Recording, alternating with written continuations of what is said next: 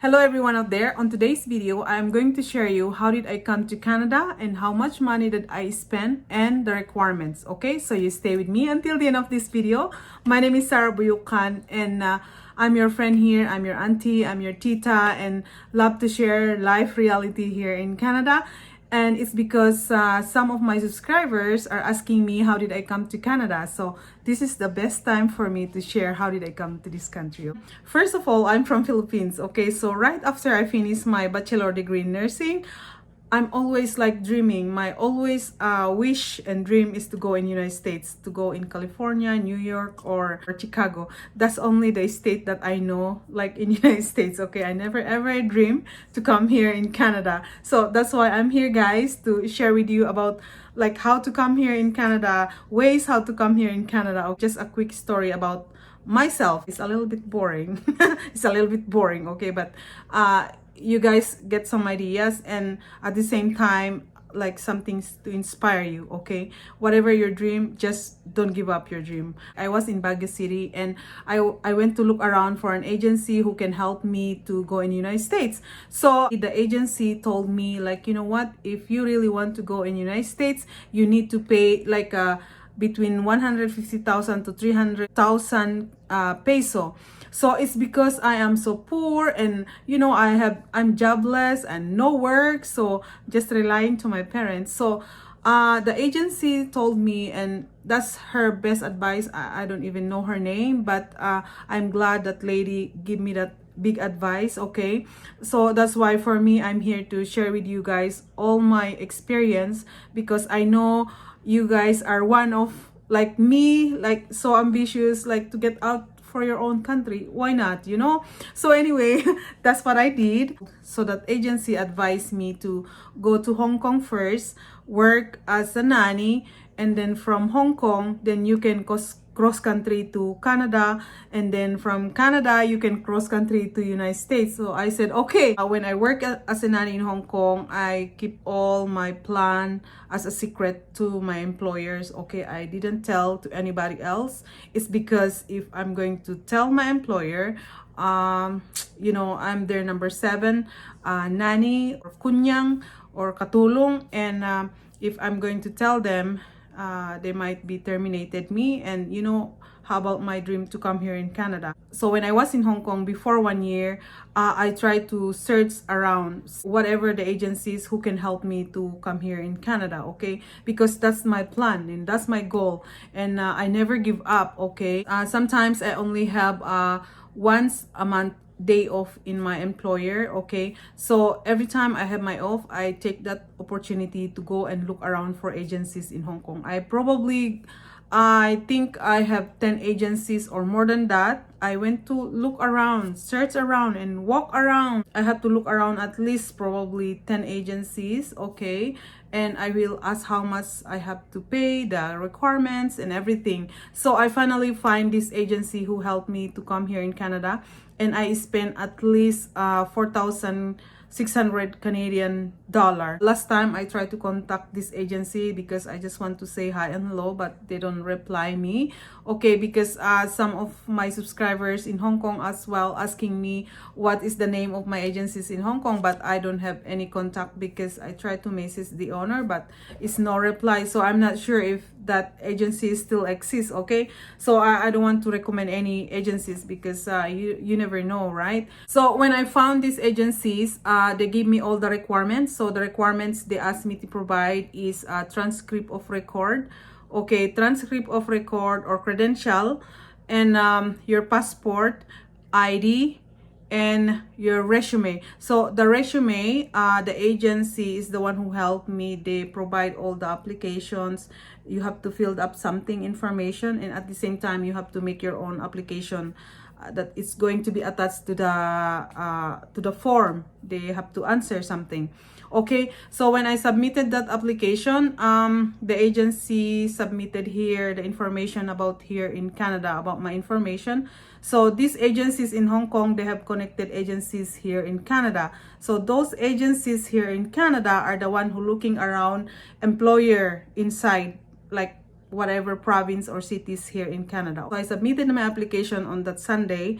After 3 days, my agency called me to have an interview the next Sunday of my day off. So I have my interview. They interviewed me by phone, okay? When she interviewed me, she asked me, can you tell me about yourself? So I have to tell her like my own experience, my name, my own experience as a nanny in Hong Kong. And I have to tell her like I'm taking care of these kids here in Hong Kong, and this is what I do Monday to Friday. Like, you know, during the interview, I just relax, you know, take it easy, relax, okay? Don't make it like too much. Sometimes their accent when they speak to you like English is Canadian accent is sometimes when we are not get used to, it's hard to understand, right? But I'm so happy and lucky because my employer speak to me like very nice, slow English, so I understand very clear. There's a two employer in Canada do the interview to me. The first employer who interviewed me hired me right away after 2 days of interview. They give the information to the agency. They said like, we like Sarah, okay, so we're going to hire her. After the interview, I have to provide everything, all the documents. Those documents is going to be submitted to Canadian Embassy in Hong Kong. My transcript of record, it has to be authenticated. NBI, National Bureau of Investigation, and a police clearance from Hong Kong. And I need to do my own medical in Hong Kong.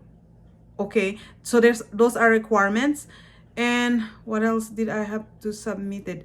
And your transcript have to be authenticated. So mean to say it's not a fake that you finish your education. This is the most important too. A letter of release from your employer. Okay, oh my goodness sake, this is the most tough for me. A release letter from your employer, like proving that you are being employed to this employer and your employer is releasing you. Oh my goodness sake, it's not easy, guys. When I was in Hong Kong, birth certificate, ID, passport. So after all completion, from July I was interviewed to August, third week of August, I received the information for my approval to come here in Canada, but they need to do my interview first, okay? So I was being interviewed by the Canadian immigration in Hong Kong. During my interview, they only asked me, why you want to go to Canada? Is this you in the picture? Who is your employer? After I interviewed in the immigration, then that's the time they give my visa to come here in Canada. So from the time that I go look around for an agency to interview, to submit all the application to the immigration in Hong Kong, until I got my visa is exactly 2 months. Okay, so God is so good to me because, you know, that's my own desire. That's my wish and that's my prayer when I was in Hong Kong, because my life in Hong Kong is very hard, you know, it's not easy. Oh my goodness sake. guys have no idea. So anyway, I arrived in Canada and start working as a nanny, and after nanny for 2 years, but actually I worked for 3 years because of I have to find employer and employer.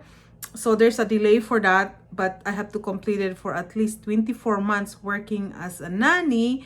Then I applied for my permanent resident. Okay, so when I applied for my permanent resident, I again waited for 1 year before I got my permanent resident here in Canada. So I spent 4,600 Canadian dollar from my air ticket to the placement fees I paid to Hong Kong agency who helped me to come here in Canada. The only make me sad, I came to Canada with a $0. I don't have money, like no Canadian, even $1, guys, okay? Not even $1. Holy cow. You guys have no idea I survived. Oh my goodness sake. I don't have money. It's because when I was in Hong Kong, you know, I spent too much money for the agencies, to the medical, to the police clearance. And, you know, the salary of a nanny in Hong Kong is not enough, because at the same time, we are sending money to our back home, to our family in Philippines. And, you know, that's why I borrow money to the Hong Kong bank. That's where I pay my agency, because otherwise, where should I get money to pay those agents. I said there is no free to come in Canada, but there is always a way if you really want to come in this country, okay? Some of you guys are asking me, Sarah, it's too much expensive. Oh, well, yeah, it's expensive. I spent that a lot of money when I came to Canada too. If you really want something, you know, there is always a way. And as I said, you always have to pray to God, because the only make me strong when I was in Hong Kong is because I know God is with me, and I pray hard, you know, because I want to come in Canada. I want to get out from that house, you know. It's not easy to work as a kunyang, as a nanny, you know, especially if you know, it's not easy to be a nanny, you know. I worked there for like 18 hours. Oh my goodness. I'm going to make another video for that. Thank you guys for watching, and I'll see you in Canada. Bye. God bless everyone.